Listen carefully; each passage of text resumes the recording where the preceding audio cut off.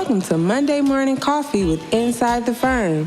Each week, our hosts will be interviewing local, regional, and national business leaders to give you an inside peek into how they lead their business to success in the ever-competitive business climate. Welcome to Monday Morning Coffee with Inside the Firm. Today I have a very special guest. Spencer Howard is a credit card loyalty program and travel rewards expert, and not our typical guest, and the founder of Straight to the Points, a leading resource for maximizing credit card points for luxury travel. With nearly a decade of experience in the travel writing industry, he has contributed to prominent outlets like Upgraded Points and The Points Guy, and served as editor-in-chief at 10xtravel.com. Featured in major publications such as Forbes and CNBC, Spencer believes everyone deserves to fly business class at least once. He has traveled to over 60 countries and resides in Washington, D.C., where he balances his passion for travel with family life as a proud father. Spencer, welcome to the show. Thanks so much for having me, Lance. Appreciate it. Yeah, before we get into what you do, tell us how you got here. Are you from a family of entrepreneurs? Are you the first? Where does this entrepreneurial spirit come from? Yeah, I guess it's just me. I used to work in political campaigns, and each one is kind of its own startup. It just had a solid end date. But I really enjoyed that kind of, I guess, hectic life. I don't know if that's healthy, but I enjoy having lots to do. And when you're a solopreneur trying to get out of the solopreneur and into entrepreneur space, you are doing everything and everything all at once. So yeah, I just kind of enjoy this. I enjoy it. And you have a direct connection to your consumer, which I think is fun. Yeah, it's the opposite of politics, it seems like, that's for sure. Yeah. So that's, yeah. What inspired you then to launch Straight to the Points? And then how did your personal experiences with credit card points shape the creation of this business? Yeah, absolutely. So I started in Straight to the Points in August of 2018. I'd been writing about points and miles for a couple of years at that point. So I knew kind of the benefits. But one of the things I'd notice is that a lot of people are just like, oh, I can't find award space. I can't figure out how to use these points. These points aren't worth anything. I need 2 seats. There's only 1 seat. How do I do this? And so Straight to the Point stems from a conversation with a friend in which I was doing research for an article saying, I find all this award space that you can book with your points, but I should do something with it. Maybe I should put it in an email and let people know it's there. And he was just like, yes, do it right now. What are you waiting for? I'll sign up today. Because the hardest part has been finding more than 1 seat if you want to fly business or first class with your points. And so that was really just like the jumping off point. And the idea was to help kind of couples, families, friends be able to travel together instead of kind of either putting somebody in economy and somebody in business or flying on different flights. And this is just my way to make the process easier. Yeah, we were just having a discussion about credit card points and how a lot of folks in the office use them. And it was on the heels of us kind of poo-pooing Dave Ramsey, right? Because like Dave Ramsey's like, no debt, it's never good. And I agree. yeah, I mean, to a certain extent, or like dumb debt is bad, right? Yeah, sure. So on that note, maybe you could talk about some common misconceptions about credit card points, travel rewards that you frequently encounter, people that are skeptical.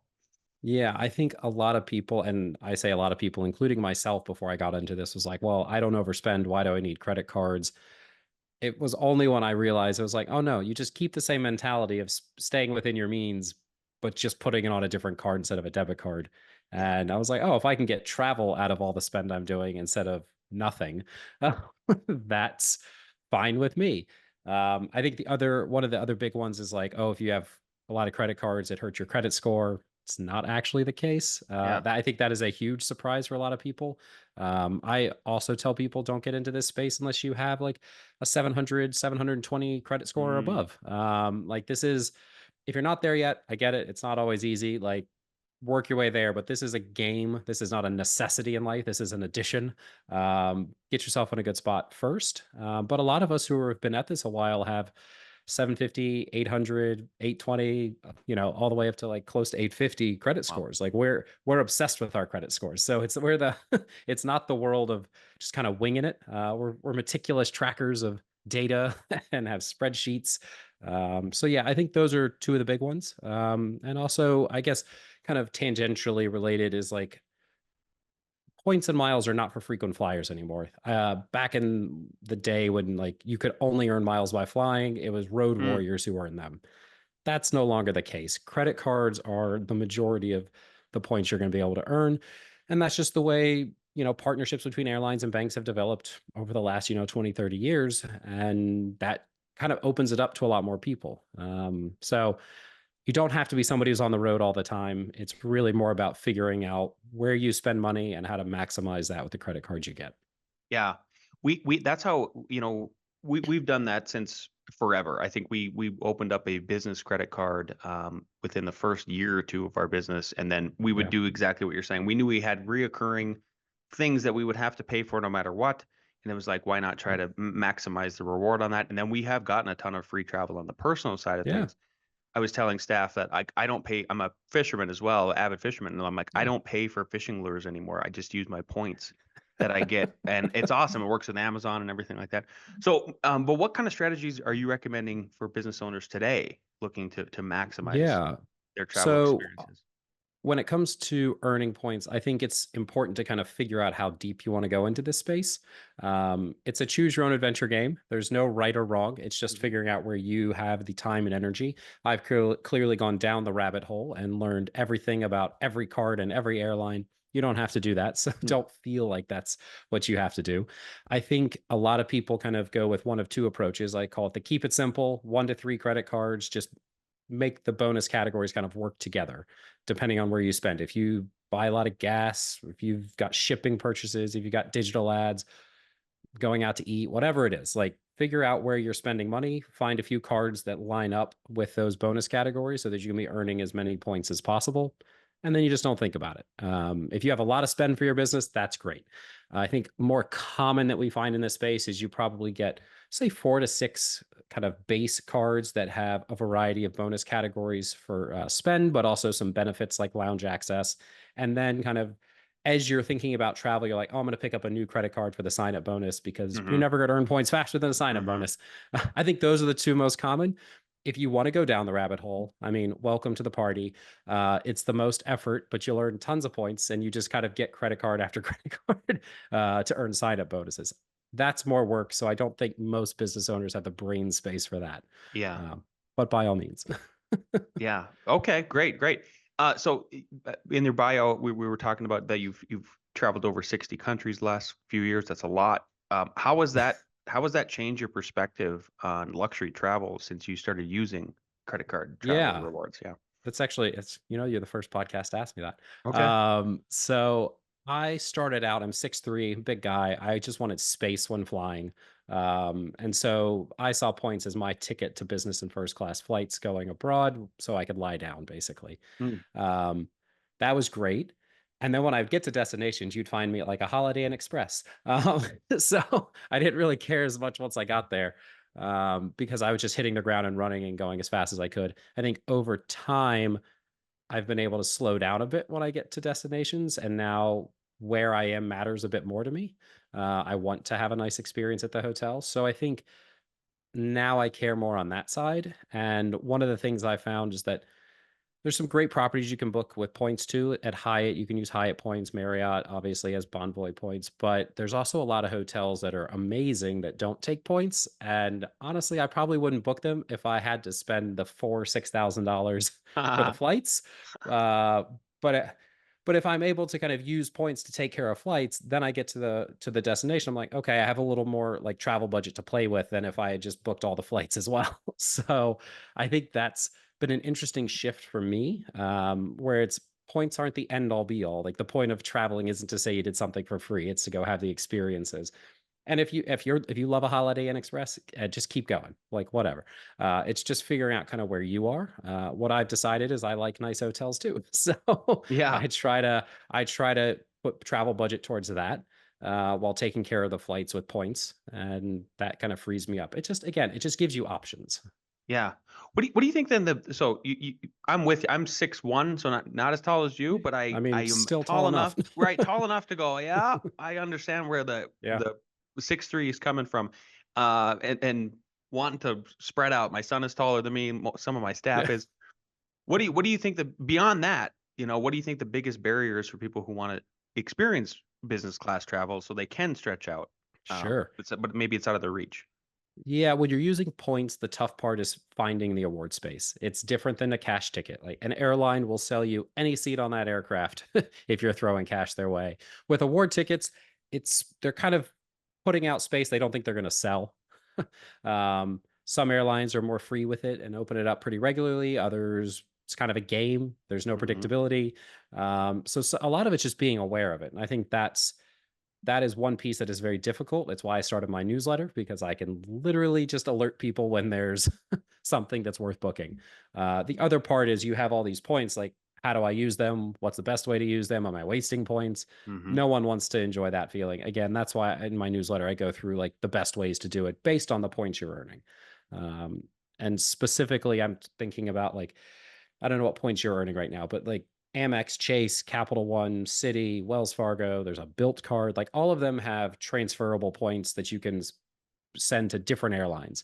So you may be able to book the same flight with three different airlines that are a partner of your bank points. And so it's like, which one do you use? Why would I use this one on this Yeah. flight versus another flight? That's where I think it's a lot to learn, and why I try to simplify the process, and just kind of explain like, hey, if you have Chase points, your options are, we'll say for a Swiss Air flight to Europe, it's United, Air Canada Aeroplanes, Singapore Airlines, KrisFlyer program. Like, okay, you can use any of these, but like which one? Why? And so rather than have people kind of get lost reading charts and try to figure it out, I'm just like, here it is. This is why you want to do this. So Yeah. yeah, Yeah. and that's the fun part to me. Redeeming points, I always think about as like the fewer points you use on this trip is the fewer points you have to earn for the next one. So rather than putting pressure on yourself by using all your points on each trip, you can kind of still have some in the pot. Yeah, I think it's a fun game too. I think it's fun consumerism that seems harmless, especially if you are not harming yourself and you're paying your bills each month. Um, Yeah. wonder if you could tell us about maybe pick out one of these 60 trips. Tell us about a particularly memorable experience you had that was made possible by using Man, reward points. that's a tough one. I would say one that I really enjoy is because it was my younger brother lives in Japan, and Mm. so my parents, my older brother, and I all went to see him several years ago. And we all used points. I'd had them all earning points, and there was, I think it was Amex ran a transfer bonus to Virgin Atlantic. It was like 30% transfer bonus. So you can get a ton of extra points when you do it when you transfer during a bonus promotion. And then with Virgin Atlantic points, we could book ANA, which is a Japanese carrier. So I booked round trip first class from DC for myself. My parents flew out of Houston in business, and my older brother flew out of Chicago in business. And we all landed at about the same time. Yeah. And then went to see my brother. So that to me was just like, I don't know, it was a really fun one. And it's, you could say it was almost a precursor to my newsletter, because I sent my older brother a list Ah. of instructions on how to book this. Like, Ah. here's how you transfer the points. Here's what you need to do.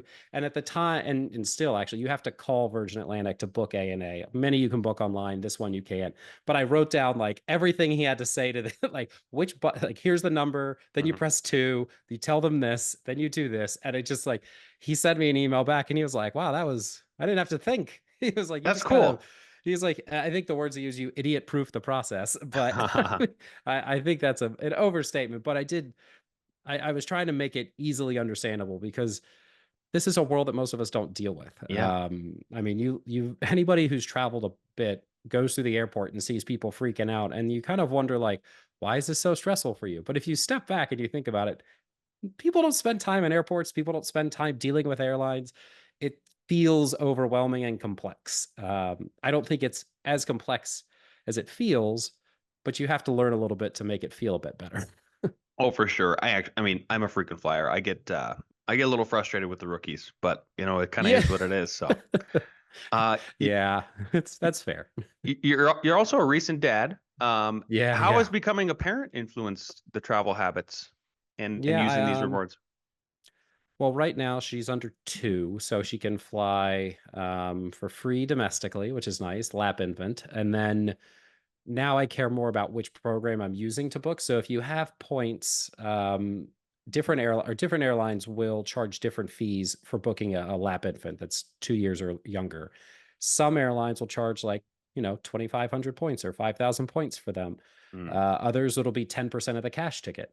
And if you book a one-way, this is one good point to one thing to point out is that if you book a one-way cash ticket to like Europe in business, the cash price could be more expensive than the round trip. With Mm. points, it's typically 50. It's just half. It's typically half. So if you have to pay 10% of a cash ticket to Europe or something, that could be, it could be an $8,000 ticket. Now you're paying $800 for this tiny human to sit in your lap. So when you could potentially just use, $50 or 5,000 points or whatever it is. So it depends on the program you're using. So I'm much more attuned to that.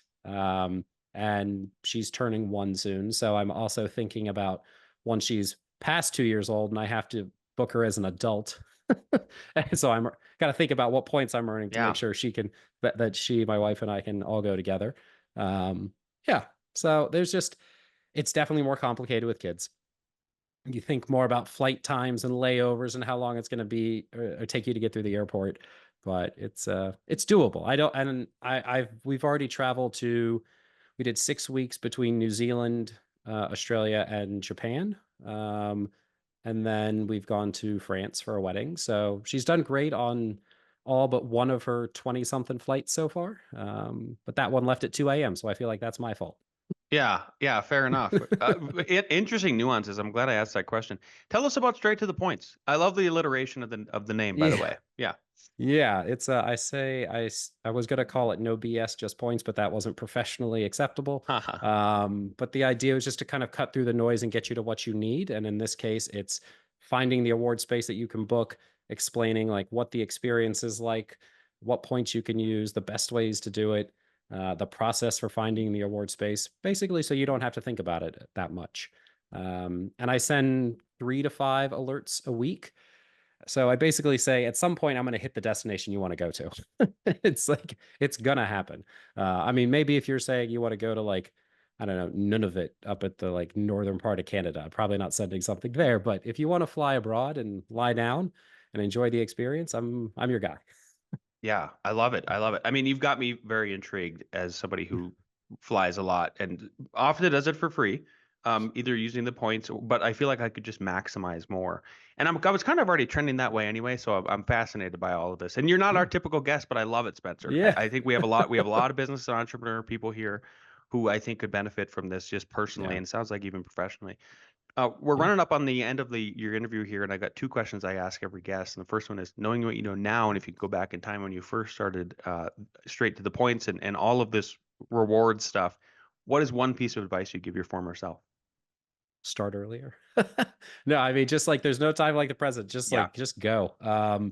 I did it for free as just a hobby for 2.5 years, and I was doing a lot of other work for freelance writing and other sites, and I can say all that, but just really just go, like push. I think I would have just pushed harder on this, even if I hadn't monetized yet. I think it was building and preparing for that. Um, but I think there's no time like the present, so you just go for it. You don't want to look back at like 5 years and be like, oh man, look at Yeah. that opportunity I missed.